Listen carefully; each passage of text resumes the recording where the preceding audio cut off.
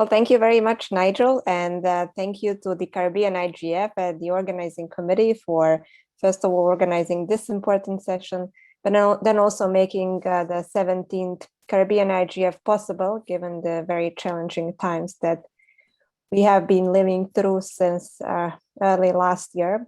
It's really nice to connect with you, and also it's always a very specific learning experience listening to the Caribbean IGF discussions, just because I would assume so you're in a very specific, beautiful but very specific part of the world, and you have very specific challenges, which for many of us really is different than what we are discussing living, let's say, in a bit of continental parts of the world. So I think the value you are bringing to the internet governance global ecosystem is very specific and very, very important for understanding what the digital global public policy is about, and how different our world is, and how we have to work together to ensure that we actually understand the global ecosystem. So with that, it was particularly a pleasure to listen from many of my colleagues before me, and always a particular learning experience, especially about Black IGF. I wasn't aware of that many moves there. For the Trinidad and Tobago IGF and St. Vincent and the Grenadines, I've been there online participating, and so having this recap just brings some very nice memories of those two meetings. So with that, as Nigel said, I would like to share a couple of updates with you, mostly about the current, let's say, status update on the IGF 2021 process planning, and how we prepare for the 16th IGF that will be hosted by the government of Poland in Katowice from 6th to 10th of December. And then I'll just reflect briefly also on the work status of the NRI's network globally in their collective preparations for organized participation at the IGF in Katowice. So let me try to share also a couple of slides. I hope that I will not have challenges as my colleague Kevin, and I think I will. Okay, so maybe I won't be taking a lot of your time. I can follow myself without the presentation. In any case, so the very first, I think, important aspect that I wanted to bring to your attention is that the preparations for the IGF 2021 overall process are underway since basically last year, when we concluded the very first virtual IGF meeting that was hosted by the United Nations.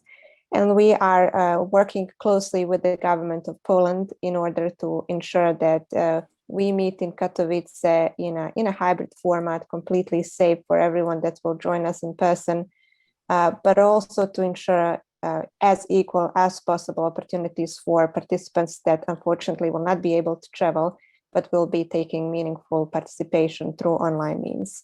And that's probably the biggest challenge that we are now in, understanding how the hybrid format can work. One of the most important partners for us in terms of learning are really the NRIs. Many are experimenting with the hybrid format, and we are learning from the colleagues, including, for example, the St. Vincent and the Grenadines, who had their panels present in person, but then most of the other participants were online. So for now, there are a couple of already logistics that are in place, which I would like to just briefly mention. So for the issue-driven approach this year to the IGF 2021, which means that the program is focusing on two main focus areas and 4 emerging and cross-cutting issue areas, which essentially are very broad and are covering a number of policy questions. We are trying to, first of all, put together a program that will ensure that we have less sessions hosted in parallel and to avoid any thematic overlaps. So the first draft of that schedule is already available on the website. And if you visit the IGF website on the homepage, you can take a look. You will also notice that in the program, many of the NRI sessions are being part of it and are organized by different national, regional, and youth IGFs. And I'll come shortly to those important sessions, as I think they are important opportunity for engagement for the community of gathered around the Caribbean IGF. So to come back to the hybrid format, for us, the challenge is really to, as I said, provide meaningful ways for participation for participants that unfortunately will not be able to join us in Katowice physically. Challenges are multiplying for instance, from the fact that the regular working hours in Katowice, which corresponds to Central European time zone, does not necessarily work for many other regions of the world, and probably in some hours, including for the Caribbean IGF.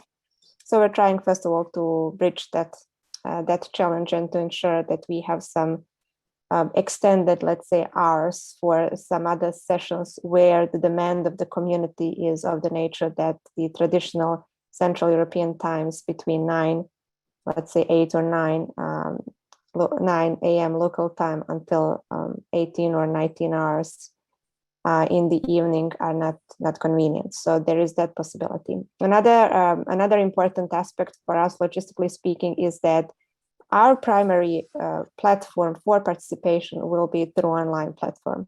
So that means that participants that will join us in Katowice will, of course, essentially benefit from the fact that they're there meeting in person.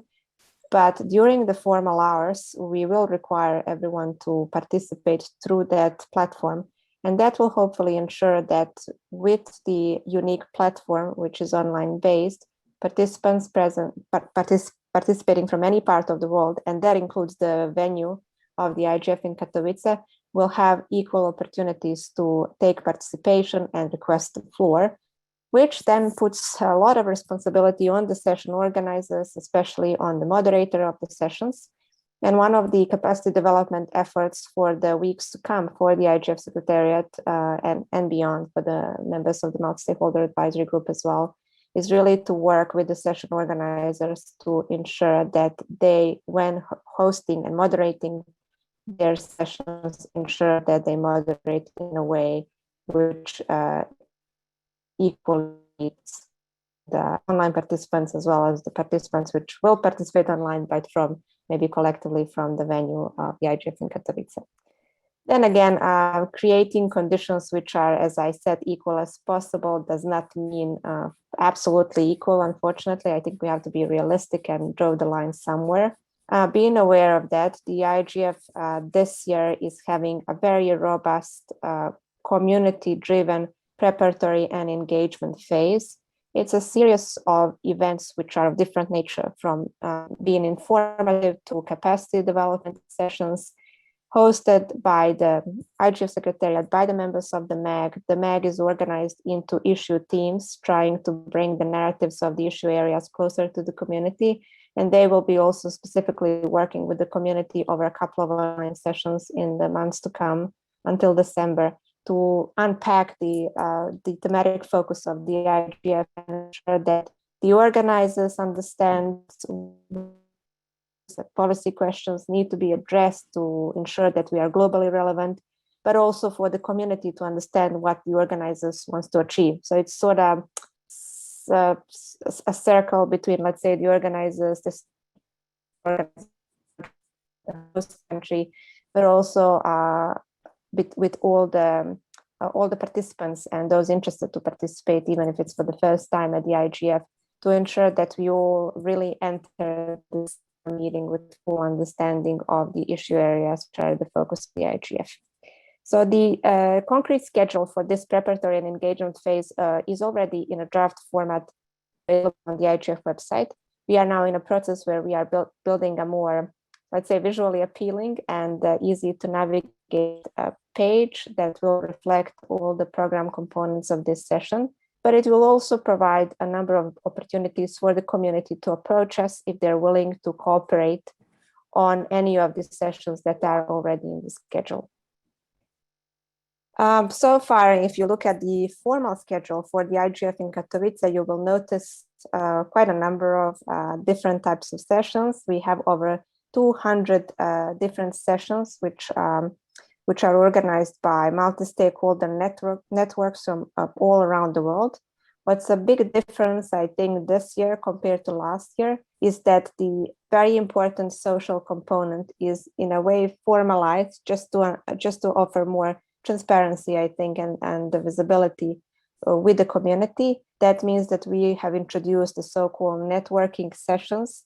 There are sessions that are focused on internet governance issues, but their kind of aim is also to create this very friendly, warm atmosphere, not necessarily on a formalized agenda, but really to create opportunities for people to connect just by energies for their different interests, and hopefully inspire further cooperation with many of the communities. In addition to that, the IGF intersessional work, which means the work that's happening in between the two annual meetings, is very much well underway. There is an innovative approach this year overall to the format of the intersessional work, where we are trying to give more support to our dynamic coalitions. We're starting this year with the dynamic coalition on schools on internet governance to just go beyond, giving substantive support to the dynamic coalition, but also to provide a bit of more neutral facilitation, guidance, traditional secretariat role, and also some funding that is in line with the capacity development strategy of the IGF. Concretely, we plan to work with the dynamic coalition on schools and internet governance on developing a syllabus, which hopefully will be of use to many communities wishing to organize school on internet governance as a form that seems to be recognized by so many communities as an effective way to build stakeholder engagement and to build capacity in internet governance in various communities. That, of course, process, as all processes with the IGF, will be open to the community to join during this planning consultative phase, as well as during the consultations on the final product, just to ensure that we have produced something that's long-term going to be of use to the world. Best practice forums on cybersecurity and gender and digital rights are also underway. Their work is very much open to everyone to join at any point of time. My advice, not to go into details about this in the interest of time, but my advice to all of you interested in these formats, first of all, in networking with experts, with peers, is to subscribe to the mailing lists or approach the IGF Secretariat for more information on how you can be part of the network gathered around these best practice forums. And the biggest innovation in the intersessional work is a completely new reformed, let's say, format of the delivery mode, which are called the policy networks. We have two policy networks this year, one on environment and another one on meaningful access, both globally very much relevant topics last year recognized as among the top priorities by the community. And the reason why this format is a bit different than best practice forums, for example, or the dynamic coalitions that I mentioned, is twofold. The first reason is that unlike, let's say, best practice forums, which looks at best practices, or dynamic coalitions, which are to a good extent issue driven, the policy networks are very broad in terms of looking at the status quo, looking at the cause of the issue, good but also not so good practices, and inspiring, hopefully, ways forward, which could help to bring solutions to the subject area they're focusing on. And the another difference with the policy networks is that they all have their multi-stakeholder working groups of experts.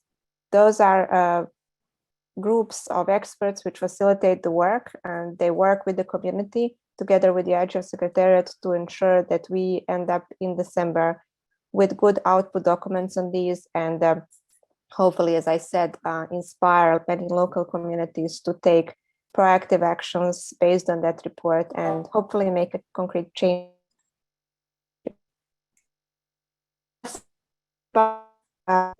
Work, I would like just to briefly mention as well the youth engagement process that started and is more with youth engagement is central to the IGF 2021, and we have several webinars which are hosted in between. Basically, they're started already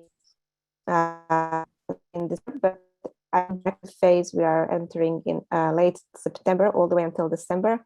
They are focused on the topics which relates to the outreach of the 2021, ways of effective participation when coming to Katowice or participating online. Also participating in the Global Youth Summit, which will host on December as ours. high-level exchange between young people and C experts. I will share just a couple of information about other opportunities which I think would be of interest for the Caribbean IGF community. They relate to the fact that the travel support for participants that wish to come to Katowice in December is open until 31st of August, end of day. So you're most welcome to apply. We especially encourage young people to apply and hopefully be successful. I think by end of September, we should know the final results.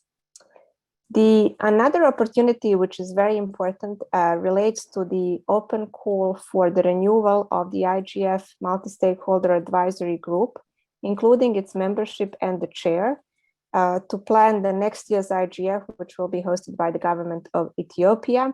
So you're most welcome to nominate anyone that you think from your region could be a good value added to the MAG next year, as well as to nominate stakeholders to serve as the chair. The deadline for this call is 10th of September. We're very much looking forward to receiving nominations from the Caribbean. And finally, the upcoming meeting, important for the IGF 2021 planning, are the third open consultations and MAG meeting. We're aiming to host a meeting in a hybrid format in Geneva at the United Nations office on 29th of September until 1st of October. So it will be a 3-day traditional event that's happening throughout the IGF cycle, with the main aim to plan on the next steps for the IGF 2021 and its 16th annual forum that will be hosted in December. And finally, just a very few words I promised on the NRIs globally. So the NRIs currently as a network counts 137 recognized national, regional, youth, and regional IGFs. Now, I wish you could see my slides because they're visually showing a very nice map of the NRI spread across the globe, which I think is excellent, really, because we have a quite balanced representation of the NRIs throughout the continents. And we're receiving, thanks to the NRIs, many valuable inputs on the trends in the digital policy in their regions. So far, the 67 NRIs confirmed they will host their annual meetings. The approach is very diversified in terms of the logistics. Unfortunately, last year, almost all meetings were hosted online. The trend is continuing this year, but I have to say we're seeing that many NRIs are experimenting with hosting their meetings in a hybrid form, safe. At the IGF 2021, and I mean on the annual forum in Katowice, the NRIs will be through a couple of sessions, which are organized in a bottom-up manner by the network. There are collaborative sessions, which are basically workshop-like sessions, NRIs to NRIs exchanges. They are focused on various topics from looking into access and connectivity to e-commerce and bridging the global digital divide, all the way to child online safety and trusted and secure internet. In addition, we're now planning the NRI's main session. It's quite a challenging process because the last year's IGF showed that the NRIs really have different priorities, or better say conditions when discussing the digital policy. But one thing is for sure, that the global COVID-19 pandemic has challenged so many of our agendas and really made a shift toward discussing matters of access, connectivity, but also e-education, digital inclusion, digital divide. And it is expected that the NRI's main session will be inspired by that shift last year. And we will be, as of September, entering a very vibrant phase in planning this session and soon hopefully announcing the format and the concrete topic. And finally, we're aiming to conclude the IGF in Katowice as the NRI's network with a traditional coordination session where we will be discussing the achievements made so far and the objectives for the years to come. I will not speak a lot about the agenda because the agenda has been planned by the NRI's task force. It's a small working group that's formed among the NRI's network, open to everyone. You're most welcome to join. And the NRI task force, in working with the NRIs on the basis of their inputs, will define the agenda. Hopefully by early October, we will know the agenda. But it is expected that it will focus on the sustainability, cooperation, and similar matters. I know in the interest of time, I have to conclude. There are quite a number of updates on the NRIs. I'll just very briefly tell you that we managed to produce a brochure that focuses on the ways of engaging parliamentarians and governments into the NRI processes. As we've seen, that's something that's extremely important for the NRIs, but also for the IGF as well. The brochure, which is quite concise, is being translated to, I think, over languages now by the NRI volunteers. It's available on the IGF website. You can take a look, and hopefully it can be of use for your NRIs in the region as well. We will continue working this year also on producing a compendium of all the discussions that happen in this year on the NRI levels, and making a research comparison with the agenda's priorities that were discussed throughout the NRIs throughout the world on 2020, and understanding if this year maybe so again some sort of a shift in terms of the global priority for the NRIs. And I think with that we can say the world, given the number of the NRIs and their activity. So with that, thank you so much for giving me so much time, and I am most happy to respond to any of the questions you would have. Thank you. Thank you, Nigel. Yes, thank you, Anya. There is a lot clearly that's going on there with the UN IGF, apart from the topic areas themselves. Mentioned dynamic coalitions, youth initiatives, the NRIs, which I guess our national and regional IGFs would fall into, opportunities for MAG membership and so on. So there's a whole lot. You could probably email me the slides and we'll make them available to the attendees. I want to go on quickly, as mentioned, as Anya mentioned there, with respect to what's going on in the IGF, the dynamic coalitions.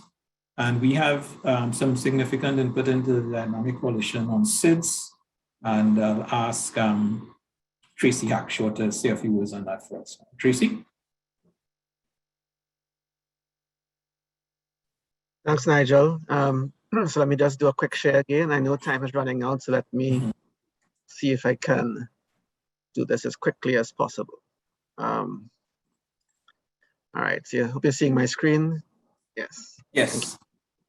So this is actually a presentation I was done for another session elsewhere, so I wouldn't go through all the slides, but it gives a good summary of the what we are trying to do. So shortly, just long story short, the DC SIDS is the dynamic coalition of small island developing states in the internet economy. It's a long mouthful, but what it means really is that we are essentially a grouping of stakeholders in the small island developing states, of which there are about 50, well, maybe 55, depending on which UN classification you use.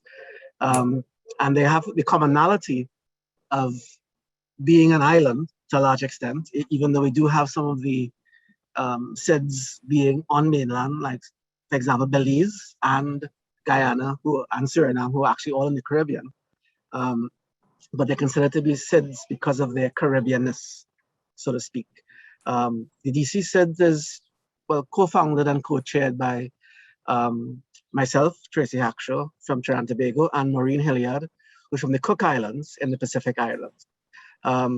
So I won't go through all of this because this is for another session, but essentially, what we're trying to do is really provide a framework for small island developing states across the world, not just in the Caribbean, not just in the Pacific, not just in the Atlantic Ocean, which is the Ames and Indian Ocean area, but generally speaking, from across the world to work together as SIDS to drive messaging, to participate in terms of sharing of knowledge, sharing of information, and to have a space where their voices can be heard at the United Nations, IGF in particular, and in between the physical, well, the individual IGF events which are held annually. And so as you can see, we've done a lot of work over the years, including up to 2020. And why is this important? As I was indicating, that we are really about trying to get engagement. It is very difficult to have, as you can well imagine, even in the Caribbean, as we know, to have the engagement across the region, but it's going to be very difficult to get engagement from our territories across the oceans, literally speaking. So this is one of the few avenues where there's a focus on SIDS, and not just on SIDS, because normally the SIDS are given attention for things like climate change and environmental issues, but also for issues related to the internet and the digital economy. So why is it important? It is really it's a voluntary, informal, and natural space for us to fully engage with. But on top of all of that, we do have formal recognition from the United Nations, as Anya would have sort of alluded to. This larger perspective of the NRIs and on the other hand, the dynamic coalitions gives the DC SIDS an avenue where issues that are important to the Caribbean and Pacific and the AIMS territories can be raised here. So it's one way of not only focusing on our own particular region, but it's an area focusing on the island, the commonality between islands. And for those who are familiar with the Pacific region, Asia Pacific, and the LAC region, Latin America and Caribbean, we all know how challenging it can be to have the islands' perspectives emerge as an equitable voice in the larger discussions that are happening in Asia and in Latin America. So it's important to have that. Especially during the pandemic, we would have looked specifically at a whole series of issues. I'm just going to fly through this quickly and get straight to the Caribbean. Move to the Caribbean here.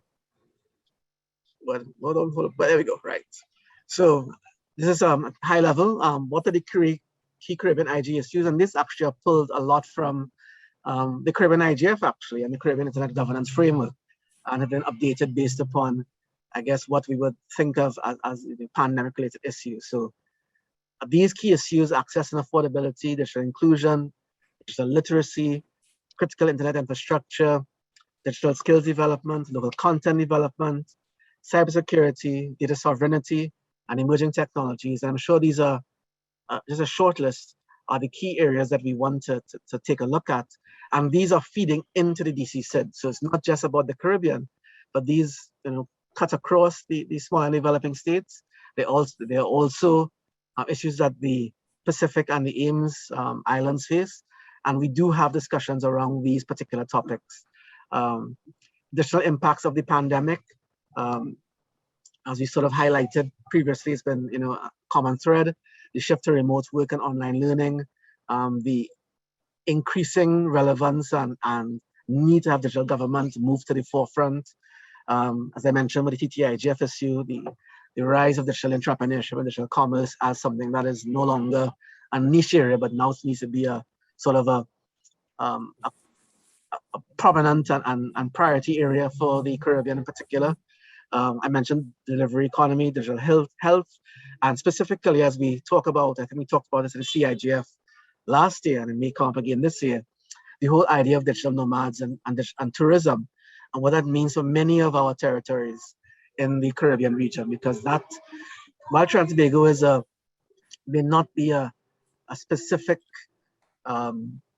tourism-driven economy, and I'm speaking from my perspective, wearing my Trinidad and Tobago hat here, we do have to recognize that tourism and this whole area of digital nomads and this has come up recently is something that drives many of the islands in the region, and it forms a huge part of their economies.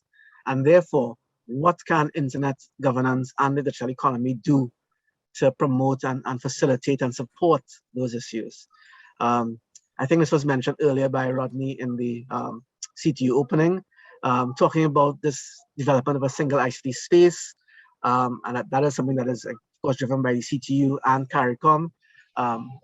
But not only what does it mean for the Caribbean, but what does it mean as a single space in relation to communicating and engaging with other spaces.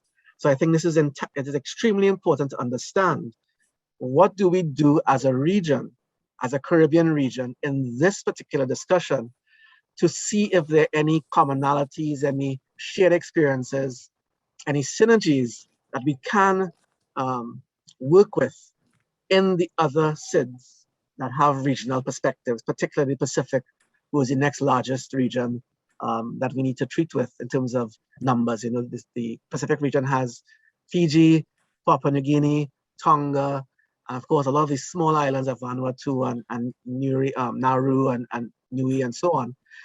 These are the areas that we need to find some harmonies on. In terms of what we're trying to do in 2021, we're really just trying to really build that. It is a difficult thing to get these islands across these oceans to work together in different time zones and so on. I know it's not something that's unique to us, but it adds geography, it adds peculiar challenges to it. So we're really trying to get the shared experience thing going and really working together at places like the United Nations, IGF, and in other spaces to drive this forward.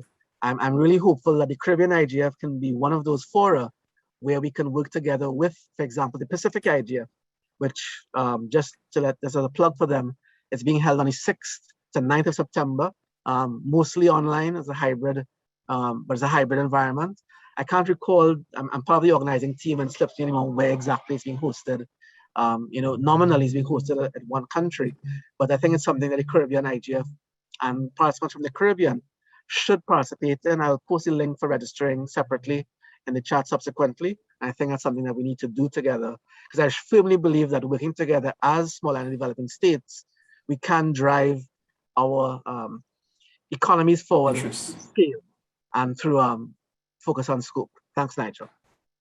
Yes, thank you, Tracy, for this. And actually, we are seeing opportunities, in fact, for more collaboration as well. And also in the context of the UN IGF, there's also another initiative Kevin Swift will tell us about, I think, to create some sort of a LAC space within it. So Kevin, if you say a few words. Okay, thanks, Nigel. I'll be very brief, cognizant of the time that we have, and I'm trying this share screen thing again. I hope that you can see this one slide that I have. Yeah. So this is, in a nutshell, the LAC space that we are coordinating. This would be the 5th edition of LAC space. So LAC space has been a space that LAC TLD and LACNIC has proposed for a number of years. Of course, we'll all love to be there in person in Poland, but most likely actors from this region will be participating remotely. So we opted to have a totally virtual LAC space this year with organizers including LAC TLD, LACNIC, and also the Center for the Study of Technology and Society of the University of San Andres. Particularly in the person of Dr. Carolina Aguirre. The idea is that we want to create synergies across the region by having them do a short 3 to 5 minute pitch on a major initiative that has an impact on internet governance or digital transformation or innovation within Latin America and the Caribbean. Traditionally, we just opened this opportunity only to organizations. The novelty that we have this year is to also include independent researchers who may be working on something significant that the rest of the region isn't aware of. So in the upcoming weeks, I'll make sure to share the information with the CTU, and I will try to encourage a lot of Caribbean organizations to sign up for our LAC space. We do have a cap. We have the limitations of only 60 minutes for the first part and 30 minutes for the second part, and it's done on a first come, first served basis, but we would really like to hear Caribbean voices identifying and doing an expose on their projects and seeing where they can have further opportunities for collaboration with other actors from across Latin America and the Caribbean. So as a pitch, I will just stop there for now, and I'll be happy to answer any questions you may have on this. So it's a day 0 activity of the UNIGF. So that'll be like early December? Correct. So it's a day zero activity. Of course, IGF is from the 6th to the 10th of December, and we are right there at the start before you get into the substantive IGF agenda.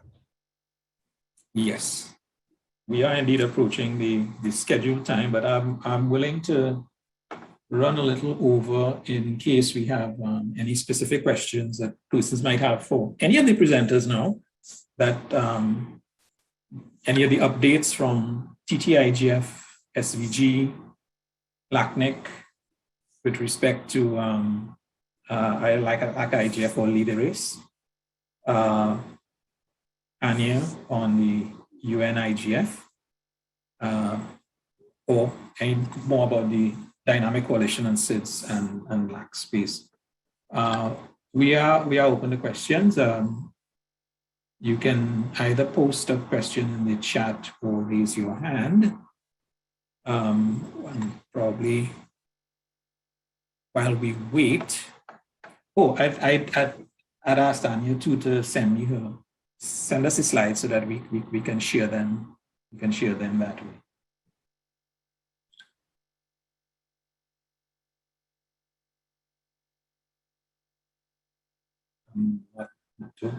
I'm not seeing the, I see a comment. There was a mention of making internet connectivity affordable to persons, especially during the pandemic. How can the various IGFs assist in this regard? Making internet connectivity affordable to persons, and especially during the pandemic, and how can our IGF efforts assist in this regard? Indeed. I could take an initial stab at that, and by basically just saying, certainly raising awareness of the issues and trying to diagnose maybe root causes. If in doing so, we could be able to point to some specific actions or solutions. So, for example, and we'll see that in the first session tomorrow, there is a lot of research that's going on related to meaningful connectivity and affordable connectivity. So, and there are organizations looking at things like that. What we in the IGFs are doing is, I guess, providing a platform for this research and comments and recommendations to come to the fore and to come to the attention of the relevant policymakers. Early in the pandemic, certainly, when everybody had to adjust very quickly to work from home and school from home type of things, we saw collaboration.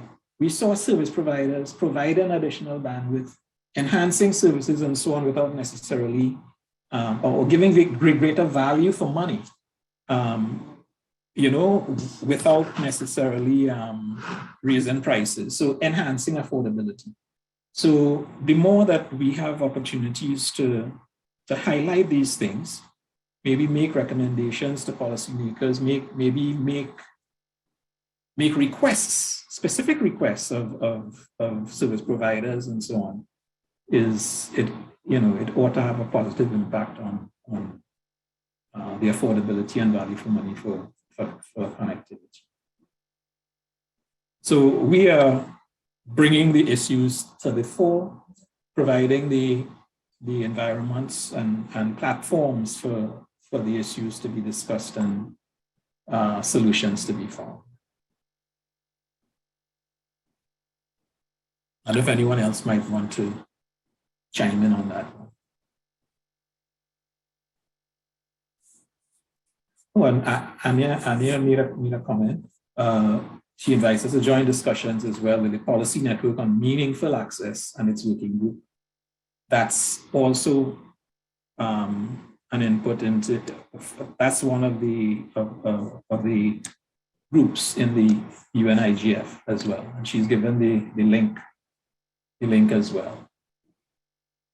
And as far as statistics and stuff are concerned, the specific question I asked about statistics for Trinidad and Tobago. One useful source is, in fact, the Telecommunications Authority. They do put out a market report on a quarterly basis and on an annual basis that has some significant information in it. And this afternoon, there will be a workshop discussion with the Internet Orgs in the Caribbean. We will be talking about data sources and data sets. You have an invitation in the chat as well from Tracy to the SIDS roundtable, and June has also commented that dynamic coalitions and best practice forums can be accessed on the UN website, the IGF website as well. Yes, I did mention the affordable and meaningful connectivity session first thing in the morning. So that will be another opportunity where some statistics will be presented there, actually, on meaningful connectivity and affordability. So we're using the platform of this CIGF to spread the word.